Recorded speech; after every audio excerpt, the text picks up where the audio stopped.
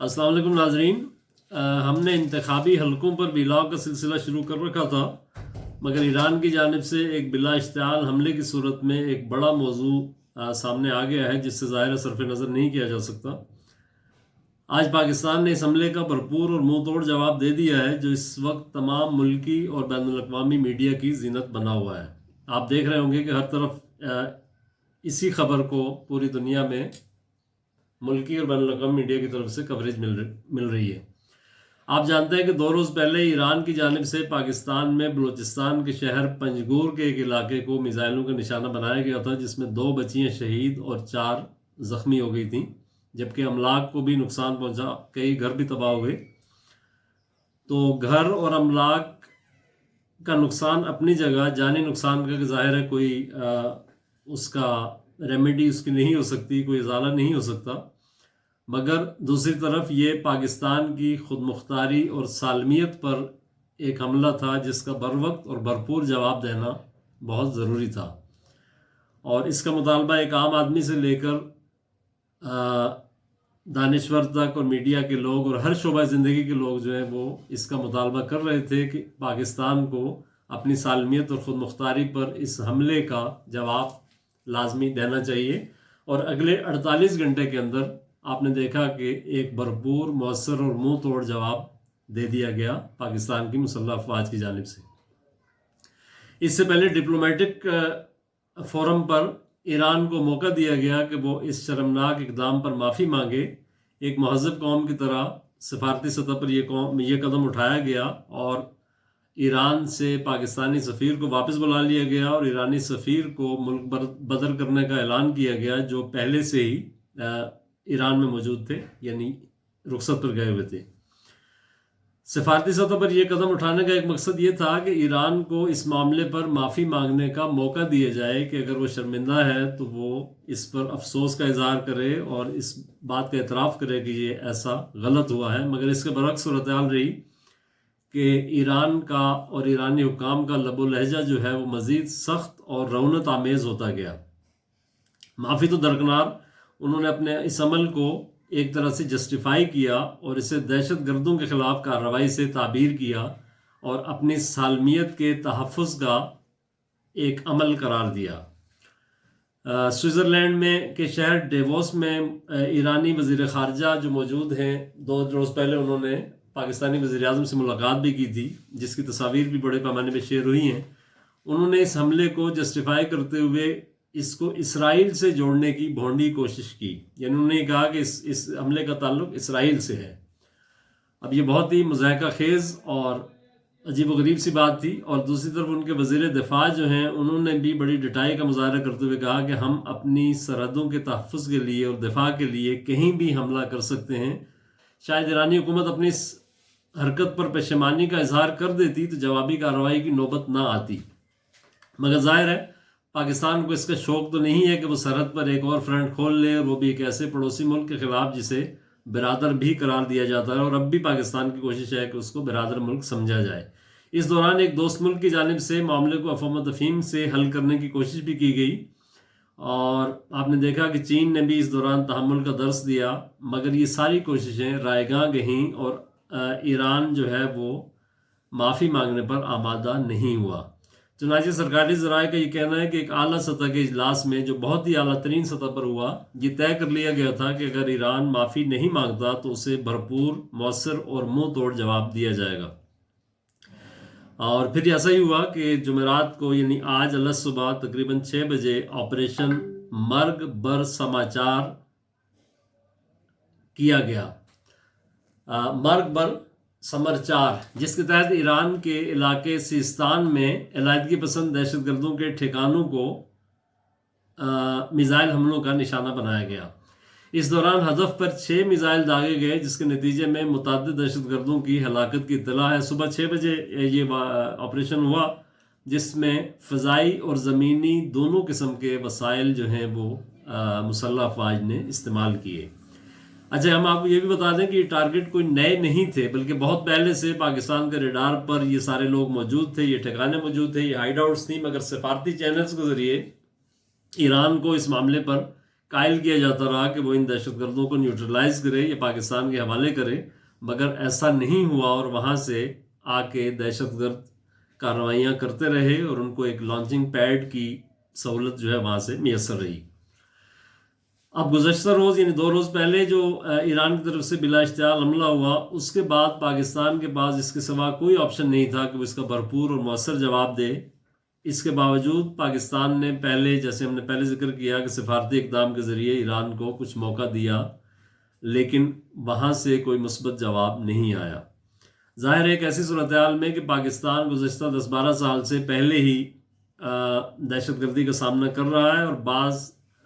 کئی مقامات پر state terrorism کا شکار رہا ہے، بالواسطہ یا براہ راست۔ یعنی امریکہ کی طرف سے ڈرون حملوں کی صورت میں آپ کہیں، پھر بھارت کی طرف سے بھی حملے کیے گئے 2 سال پہلے کی جو کارروائی تھی، اسی طرح افغانستان کی جانب سے مختلف فرنٹس پر TTP کی صورت میں، اور بلوچستان میں بھی انسرجنٹس کی طرف سے، تو یہ ساری چیزیں چلتی رہیں اور بھارت کا کہیں نہ کہیں اس میں کردار رہا۔ اب یہ صورتحال ظاہر ہے کہ ناقابل برداشت تھی، تو کہ ایران کو بھی جو ہے وہ اجازت دے دی جاتی کہ وہ اسی صف میں شامل ہو جاتا اور پاکستان سر جھکا کر اس قسم کے اوچھے جو وار ہیں وہ برداشت کرتا اور اس کے لیے اپنے آپ کو پیش کرتا رہتا۔ یہاں یہ سوال عام طور پر پوچھا جاتا ہے کہ ایران نے آخر اس موقع پر حملہ کیوں کیا؟ اس حوالے سے 2-3 نقطۂ نظر جو ہیں وہ پائے جاتے ہیں۔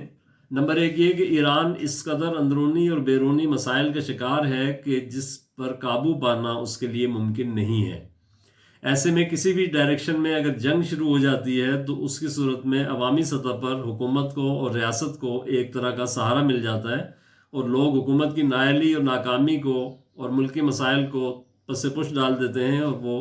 جنگ کی طرف ان کی توجہ آ جاتی ہے۔ یہ کام الیکشن سے پہلے مودی حکومت بھی کرتی رہی ہے، اور مطلب مختلف مواقع پہ بعض اوقات امریکی صدر بھی اس طرح کے آپریشنز جو ہیں وہ اپنے الیکشن سے پہلے کرتے ہیں۔ نمبر 2، حماس اسرائیل جنگ کو تقریباً 2.5 ماہ کا عرصہ جو ہے ہونے والا ہے، جو غزہ پہ اٹیک ہوا ہے، اور اس سے پہلے حماس نے جو کیا تھا اسرائیل پہ۔ ابتدائی طور پر اسرائیل کے خلاف ایران نے جو دعوے کیے تھے وہ ان پر پورا نہیں اتر سکا۔ ایران نے دراصل اسرائیل کے خلاف واحد جو ہے مزاحمتی قوت کے طور پر اپنا ایک امیج اپنا بنانے کی کوشش کی، لیکن اس میں اسے ناکامی کا سامنا رہا۔ اب اس خفت کو مٹانے کے لیے بھی بعض لوگ یہ کہتے ہیں کہ ایک ہی دن میں 3-4 جگہ پر حملے کیے گئے، جس میں شام، عراق، افغانستان اور پھر پاکستان کو نشانہ بنایا گیا۔ لیکن ایران کی حکومت اور ریاست یہ بھول گئی کہ پاکستان ایک مضبوط اور مؤثر دفاعی قوت رکھنے والا ملک ہے، اسلامی ممالک میں مطلب واحد ایٹمی قوت ہے، اور ظاہر ہے کہ وہ اپنی سالمیت پر کسی میلی آنکھ کو بھی برداشت نہیں کر سکتا۔ اس کی مثال 2 سال پہلے بھارت نے جو بالاکوٹ میں حملہ کیا تھا، اس کے جواب میں جو کچھ اس کے ساتھ جو حشر کیا گیا وہ تاریخ کا حصہ ہے، لیکن بہرحال کچھ لوگ تاریخ سے سبق نہیں سیکھنا چاہتے۔ وہ کہتے ہیں نا کہ تاریخ کا سب سے بڑا سبق یہ ہے کہ اس سے کوئی سبق نہیں سیکھتا۔ ایک اور نقطۂ نظر یہ ہے کہ چند روز پہلے بھارتی وزیر خارجہ نے جے شنکر نے تہران کا دورہ کیا تھا، اور امکان یہ ہے کہ ان کی طرف سے بھی ایرانی حکومت کو تھپکی دی گئی ہوگی، اور وجہ اس کی کیا ہے؟ وجہ یہ ہے کہ بھارت جو ہے وہ پاکستان کو چاروں طرف سے آگ کے اندر گھرے دیکھنا چاہتا ہے۔ خاص طور پر بارڈرز پر وہ یہ چاہتا ہے کہ ہماری چاروں طرف جو ہے وہ فرنٹ کھلے رہیں اور ہم کسی نہ کسی طرح الجھے رہیں، اور ہم اپنے اندر کے جو معاملات ہیں ان پر توجہ نہ دے سکیں۔ ماضی میں ہم افغانستان میں یہ دیکھ چکے ہیں کہ بھارت نے جو ہے وہ درجنوں کی تعداد میں پاکستانی بارڈر کے قریب ٹریننگ کیمپس دہشت گردوں کے بنا رکھے تھے، اور خاص طور پر کرزئی اور اشرف غنی کے دور میں ہم نے یہ دیکھا کہ بھارت وہاں سے بہت کچھ ڈائریکٹلی اور انڈائریکٹلی جو ہے وہ کرتا رہا ہے۔ دوسری طرف پاکستان کی سرزمین کے اندر بھی را کے ذریعے اپنے دہشت گرد نیٹ ورک جو انہوں نے قائم کر رکھا ہے اس کو وہ سرگرم رکھتا ہے، اور ظاہر ہے کہ یہ دشمن ملک ہے، ہم اس کے لیے ذہنی طور پر تیار بھی رہتے ہیں۔ ہم کوئی بھارت سے کوئی مطلب پھول پیش کرنے کی توقع نہیں کرتے۔ اب یہ اس وقت جو طالبان کی حکومت ہے تو وہاں ظاہر ہے کہ بھارت کو اس طرح سے مؤثر انداز میں اپنی اس کی دال نہیں گل رہی، چنانچہ وہ متبادل راستے تلاش کر رہا ہے کہ پاکستان کو کسی طرح سے غیر مستحکم کیا جا سکے۔ تو یہ ایک کوشش، ایک پوائنٹ یہ بھی ہے کہ بھارت کی تھپکی جو ہے اس کا ایرانی حملے کے پیچھے عمل دخل ہو سکتا ہے۔ اچھا، ایک سوال اور لوگوں کے ذہن میں یہ بھی آتا ہے کہ کوئی بھی ذمہ دار ریاست جو ہے اس طرح کی کوئی حرکت کر سکتی ہے جو ایران نے کی؟ ظاہر ہے اس کا جواب ہے کہ بالکل نہیں، کوئی بھی ذمہ دار ریاست ایسا نہیں کر سکتی۔ اب ایران ایسا کیوں کر رہا ہے؟ اس لیے کہ دنیا بھر میں وہ پہلے سے شدید قسم کی آئسولیشن کا شکار ہے، اور مسلسل پابندیوں کی وجہ سے وہ ان پابندیوں کا بھی عادی بن چکا ہے، یعنی وہ خاص ماحول کے اندر اپنے محدود سرکل میں جو ہے وہ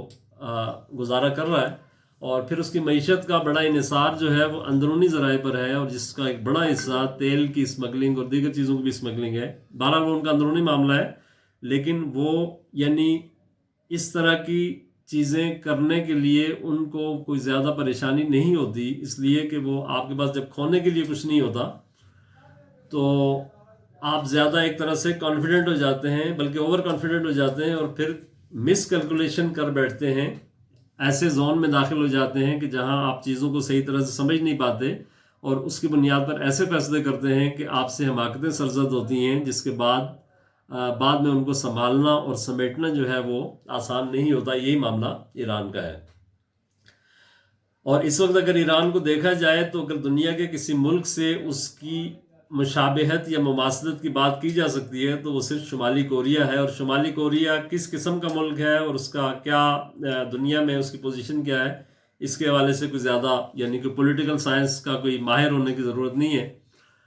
نہ انٹرنیشنل ریلیشنز کی، یعنی وہ سب کے سامنے ہے کہ اس کی کیا پوزیشن ہے۔ بہرحال پاکستان نے جس طرح کا جوابی رسپانس دیا ہے یہ قوم کی امنگوں کا ترجمان بھی ہے، اور ایک باوقار ریاست کا باوقار طرز عمل بھی ہے۔ ایران کو اور اس طرح کی شہ دینے والے دیگر قوتیں جو ہیں ان کو اس حملے کے ذریعے، جوابی کارروائی کے ذریعے یہ پیغام مل گیا ہے کہ پاکستان اپنی سالمیت، خود مختاری اور جغرافیائی حدود کے تحفظ پر کوئی سمجھوتا نہیں کرے گا۔ فی الوقت پاکستان نے ایک جوابی کارروائی کا حق استعمال کیا ہے، لیکن اگلے مرحلے میں اگر پاکستان پری ایمپٹیو اسٹرائک جیسے کسی آپشن کی طرف جائے تو کسی کو اس پر حیرت نہیں ہونی چاہیے، اس لیے کہ ظاہر ہے کہ آپ ہر وقت جو ہے وہ انتظار میں نہیں بیٹھے رہتے کہ کوئی کارروائی کرے گا تو ہم اس کا جواب دیں گے۔ آخر میں ہم آپ کو آج کی جو کارروائی ہوئی ہے ایران کے اندر اس کے حوالے سے آئی ایس پی آر کا جو بیان ہے وہ سنا دیتے ہیں، وہ اسی دوران موصول ہوا ہے۔ تو آئی ایس پی آر کے بیان میں یہ کہا گیا ہے کہ پاکستان نے ایران میں موجود دہشت گرد ٹھکانوں پر کامیاب اور مؤثر حملے کیے، جن میں کلر ڈرون، راکٹس، لائٹرنگ ایمونیشنز اور اسٹینڈ آف ویپنز استعمال کیے گئے، یعنی اس میں زمینی اور فضائی دونوں سپورٹ جو ہے وہ حاصل تھی۔ اس دوران کوشش یہ کی گئی کہ کم سے کم جانی نقصان ہو، یعنی کولیٹرل ڈیمیج، عام لوگوں کا نقصان نہ ہو۔ بیان میں کہا گیا ہے کہ یہ ٹھکانے دہشت گردوں کے جو تھے بلوچستان لبریشن آرمی اور بلوچستان لبریشن فرنٹ کے تھے، جن پر انٹیلیجنس بیسڈ آپریشن کیا گیا، جسے مرگ بر سرمچار کا نام دیا گیا ہے۔ یہ ٹھکانے دونوں کلدن تنظیموں کے دہشت گردوں کچھ ان کے نام دیے گئے ہیں، جن میں دوستہ عرف چیئرمین، بجار عرف سوغات، ساحل عرف شفق، اصغر عرف بشام اور وزیر عرف وزی، یہ کچھ دہشت گردوں کے نام ہیں اور کمانڈرز ہیں ان میں زیادہ تر، جن کے یہ زیر استعمال تھے۔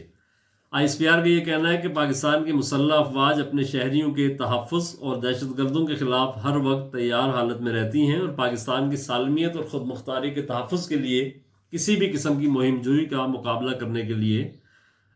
ہم تیار ہیں، اور اس حوالے سے ہمارا عزم غیر متزلزل ہے۔